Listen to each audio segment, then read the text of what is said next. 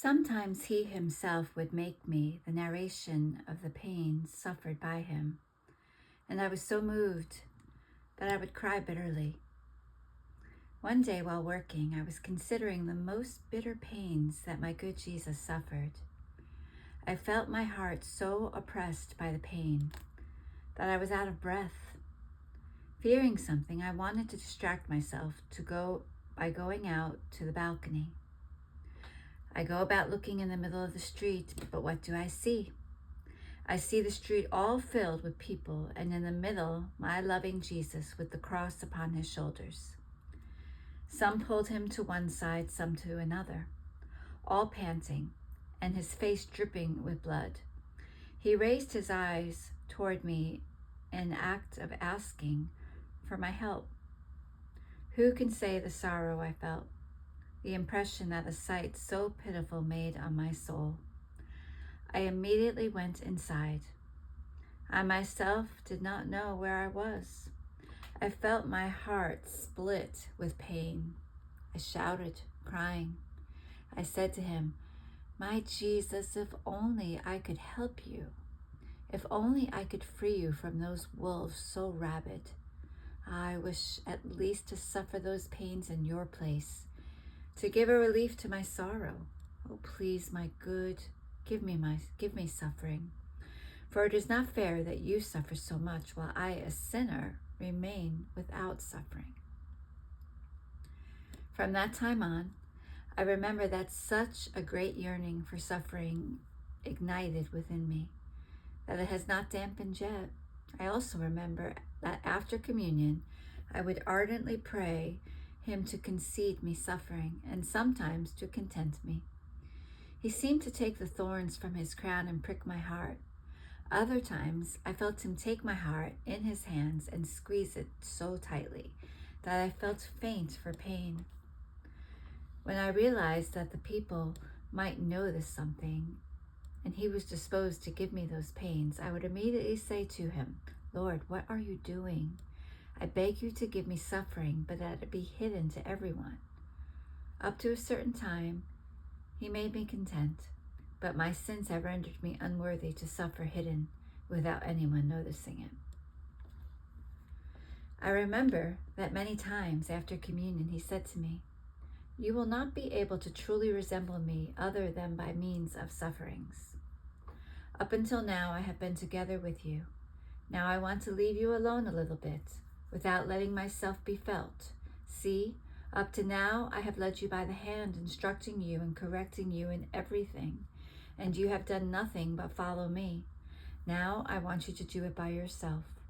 However, be more attentive than before, thinking that my gaze is fixed on you, though I do not let myself be heard, and that when I return to make myself heard, I will come either to reward you, if you have been faithful to me, or to chastise you, if you have been ungrateful to me." I would be so frightened and terrified. Upon such intimation, I would say to him, "Lord, all in my life, how can I survive without you? Who will give me strength? How can this be? After you have made me leave everything, so much so that I feel as if no one existed for me, you want to leave me alone and abandoned? Have you perhaps forgotten how bad I am and how that without you I can do nothing?" And because of this objection, assuming a more serious look, he would add, "The reason is that I want you to understand well who you are. See, I do this for your good.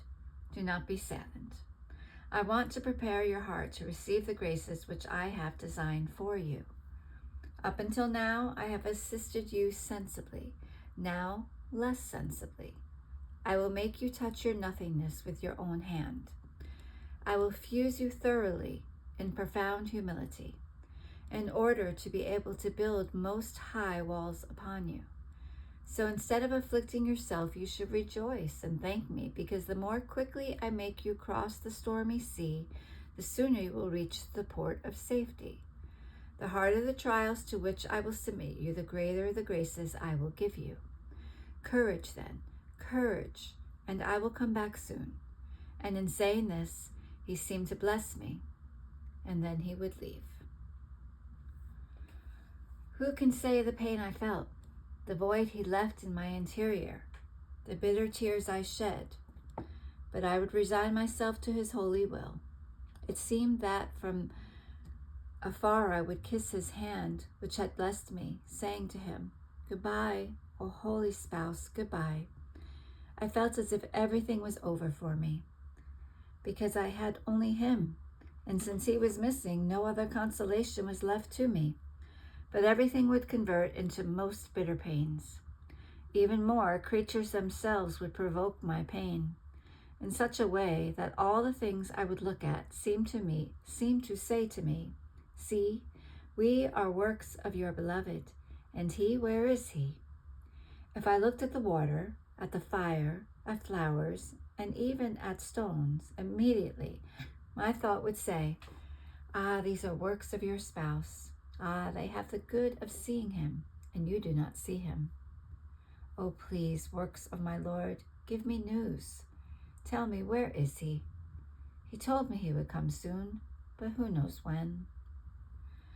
At times I would reach such bitter desolation that I would feel breathless, ice cold over, and a shiver through my whole person. Sometimes my family would notice it. They attributed it to a corporal malady and wanted to put me under treatment and call doctors. Sometimes they insisted so much that they succeeded. They insisted so much, but I would do as much as I could to remain alone, so they noticed it only a few times.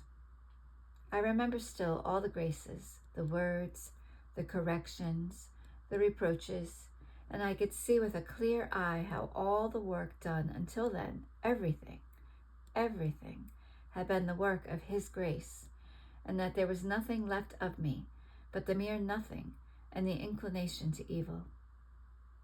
I could touch with my own hand now, without him. I could no longer feel love so sensibly, and those lights so clear during meditation, such that I would remain there for 2 or 3 hours. However, I did as much as I could in order to do whatever I used to do when I felt him within me, because I felt those words being repeated to me. "If you are faithful, I will come to reward you. If ungrateful, to chastise you." In this way I would spend sometimes 2 days, sometimes 4, more or less, as he pleased. My only comfort was to receive him in the sacrament. Ah, yes, certainly I found him there. I could not doubt. And I remember that only a few times he would not let himself be heard, because I prayed him and importuned him so much that he would content me, however not loving and lovable, but severe. After I would spend those days in that state described above, especially if I had been faithful to him, I would feel him come back within me. He spoke to me more clearly, and since during the previous days I had not been able to conceive one word or feel anything within me, I came to know then that it was not my fantasy, as I would say many times before, so much so that of what has been said up to here I would not say anything, either to the confessor or to any other living soul. But I did as much as I could to correspond to him. Otherwise he would wage a war against me, that I would have no peace. Ah, Lord, you have been so good to me, and I still so bad. Continuing what I had started, I would feel him within me. I would hug him. I would clasp him to myself and say to him, "Beloved good, see how bitter our separation has been for me." And he would say to me, "What you have gone through is nothing yet. Prepare yourself for harder trials. This is why I have come, to dispose your heart and to fortify it. Now you will tell me everything you have gone through, your doubts and fears, all of your difficulties, that I may teach you how to conduct yourself during my absence."